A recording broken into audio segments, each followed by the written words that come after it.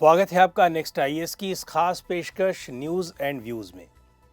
Election commission of India ने आम आदमी पार्टी को राष्ट्रीय पार्टी यानी नेशनल पार्टी का दर्जा दे दिया है, जबकि तृणमूल कांग्रेस, सीपीआई और नेशनलिस्ट कांग्रेस पार्टी का नेशनल पार्टी का दर्जा छीन लिया है। अब इन पार्टियों के पास सिर्फ स्टेट लेवल पार्टी की रिकॉग्निशन ही रहेगी। न्यूज़ एंड व्यूज़ के आज के इस एपिसोड में हम इसी मुद्दे पर बात करेंगे कि पार्टियों को कैसे नेशनल और स्टेट लेवल रिकॉग्निशन मिलती है और इनके मिलने के मायने क्या है। नेशनल पार्टियों के अलावा कई पार्टियों का स्टेट का दर्जा भी छीना है और कुछ पार्टियों को दूसरी जगहों पर स्टेट का दर्जा मिला भी है। बिहार की लोक जनशक्ति पार्टी रामविलास को नागालैंड में, voice of the people party को मेघालय में और टिपरा मोथा को त्रिपुरा में रिकॉग्नाइज्ड स्टेट पॉलिटिकल पार्टी का दर्जा दिया गया है। इसके अलावा यूपी में आरएलडी, आंध्र प्रदेश में बीआरएस, मणिपुर में पीडीए, पुडुचेरी में पीएमके, पश्चिम बंगाल में आरएसपी और मिजोरम में एमपीसी पार्टियों का स्टेट पार्टी का दर्जा छिन गया है। अब जानते हैं कि नेशनल पार्टी होती क्या है। कांग्रेस और बीजेपी जैसी बड़ी पार्टियां तो नेशनल हैं ही, कुछ छोटी पार्टियों को भी नेशनल पार्टी होने का दर्जा मिला है। आज की स्थिति में BJP, Congress, CPI M, Bahujan Samaj party, national people's party NPP और आम आदमी पार्टी, कुल मिलाकर 6 पार्टियों को नेशनल पार्टियों के तौर पर रिकॉग्निशन मिली है। नेशनल पार्टी होने और न होने की बात इलेक्शन कमीशन तय करता है और इलेक्शन कमीशन ने इसके लिए कुछ पैरामीटर्स तय किए हैं। समय समय पर इन पैमानों के आधार पर पार्टियों का दर्जा घटता बढ़ता रहता है। स्टेट पार्टी या नेशनल पार्टी के रूप में पॉलिटिकल पार्टीज की recognition election symbols, reservation and allotment order 1960 के पैराग्राफ्स 6A और 6B से गवर्न होती है।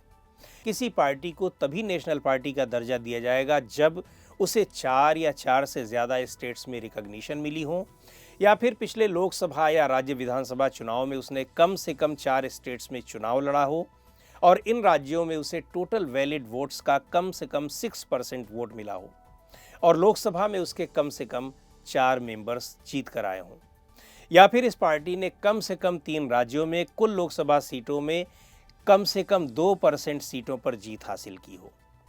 ये तो रहा नेशनल पार्टी के तौर पर रिकॉग्निशन मिलने का क्राइटेरिया।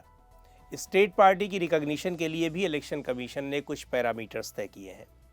पिछले असेंबली इलेक्शन में कम से कम 6% वोट मिले हों, या उस पार्टी के कम से कम 2 एमएलए चुनाव जीत कर आए हों, अथवा उसी राज्य से लोकसभा चुनाव में कम से कम 6% वोट मिले और कम से कम 1 एमपी चुना गया हो, अथवा उस राज्य में कम से कम 3% सीटें उस पार्टी ने जीती हों या कम से कम 3 सीटें जीती हों।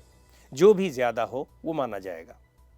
प्रत्येक 25 सांसदों अथवा लोकसभा में राज्य के लिए निश्चित सदस्यों पर 1 सांसद हो, या फिर उसी राज्य में पिछले लोकसभा या विधानसभा चुनाव में कम से कम 8% वोट हासिल हुए हों। नेशनल पार्टी टैग मिलने का महत्व क्या है, इसे जानते हैं।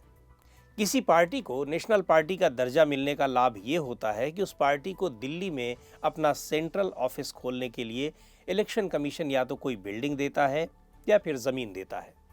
नेशनल पार्टी बनने के बाद उस पार्टी का चुनाव चिन्ह यानी सिंबल हमेशा के लिए रिजर्व हो जाता है, यानी उस देश के किसी भी स्टेट में लोकसभा और विधानसभा चुनाव में एक ही पार्टी सिंबल पर इलेक्शन लड़ने की उसे परमिशन मिल जाती है, जब तक उसके पास नेशनल पार्टी का दर्जा रहेगा।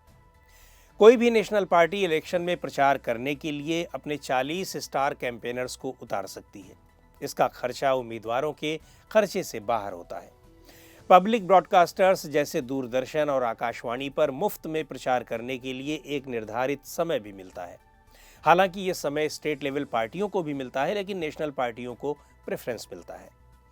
ऐसा नहीं है कि इलेक्शन कमीशन सिर्फ रिकॉग्नाइज्ड पार्टियों की सूची ही जारी करता है और उनके लिए ही क्राइटेरिया तय किए हुए हैं, बल्कि इलेक्शन कमीशन में कई दूसरी पार्टियों का भी रजिस्ट्रेशन होता है जो रिकॉग्नाइज्ड नहीं होती है, और जब ये पार्टियां क्राइटेरिया फुलफिल कर लेती हैं तो उन्हें रिकॉग्निशन भी मिल सकती है।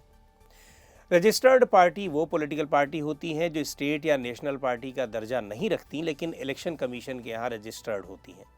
ऐसी पार्टियों को अनरिकॉग्नाइज्ड पार्टी भी कहा जाता है। भारत में 2000 से ज़्यादा रजिस्टर्ड या अनरिकॉग्नाइज्ड पार्टियां हैं। ये वैसी पार्टियां हैं जो किसी नेता द्वारा कुछ मतभेद होने के चलते स्टेट या नेशनल पार्टियों से निकल कर ही बनाई जाती हैं। इसके अलावा आइडियोलॉजिकली मोटिवेटेड इंडिविजुअल्स और कम्युनिटी लीडर्स द्वारा भी इंडिपेंडेंट तरीके से ऐसी पार्टियां बना ली जाती हैं। 1990 के डिकेड से ईस्टर्न यूपी और बिहार में ऐसी पार्टियों का उभार देखने को मिला है जो बैकवर्ड क्लास के नेताओं द्वारा बनाई गई हैं। इन पार्टियों द्वारा हाशिए पर खड़े बैकवर्ड क्लासेस के सोशल, इकोनॉमिक, कल्चरल और राजनीतिक मुद्दे उठाए जाते हैं। नेशनल और रीजनल पार्टियों की तुलना में इनका चुनावी प्रदर्शन कुछ ही इलाकों तक सीमित होता है। जून 2022 में इलेक्शन कमीशन ने 111 रजिस्टर्ड अनरिकॉग्नाइज्ड पॉलिटिकल पार्टियों को सूची से हटा दिया क्योंकि ये सभी पार्टियां नॉन एग्जिस्टेंस मानी गईं। हालिया दौर में ये इस तरह की दूसरी कार्रवाई है जो representation of the people act 1951 का वायलेशन करने पर रजिस्टर्ड पार्टियों के खिलाफ की गई हैं। इससे पहले मई 2022 में 87 पार्टियों को नॉन एग्जिस्टेंट मानते हुए उन्हें सूची से हटा दिया गया था। भारत में 1952 में पहले जनरल इलेक्शंस हुए थे और उस समय नेशनल पार्टियों के तौर पर 14 पार्टियों को रिकॉग्निशन मिली थी। उन 14 पार्टियों में आज सिर्फ इंडियन नेशनल कांग्रेस ही एकमात्र पार्टी रह गई है जो तब से लेकर आज तक नेशनल पार्टी का अपना दर्जा बनाए हुए है। कम्युनिस्ट पार्टी ऑफ इंडिया भी अब तक ऐसी ही पार्टी थी, लेकिन इलेक्शन कमीशन की ताज़ा सूची में उसका नेशनल पार्टी का दर्जा छिन गया है। पहले आम चुनाव में सीपीआई को लोकसभा में 16 सीटें मिली थीं और ये लगातार राजनीतिक रूप से आगे बढ़ती गई, लेकिन 1964 में पार्टी में टूट हो गई और सीपीआईएम नाम से एक और पार्टी बन गई। बाद में दोनों ही पार्टियों ने नेशनल पार्टी का दर्जा हासिल किया। अब सिर्फ सीपीआईएम रह गई है नेशनल पार्टी। तो आज के इस एपिसोड में इतना ही। अगले एपिसोड में फिर मिलेंगे एक नए टॉपिक के साथ। आपको ये एपिसोड कैसा लगा कमेंट करके हमें ज़रूर बताएं। आप अपने सुझाव भी हमें भेज सकते हैं।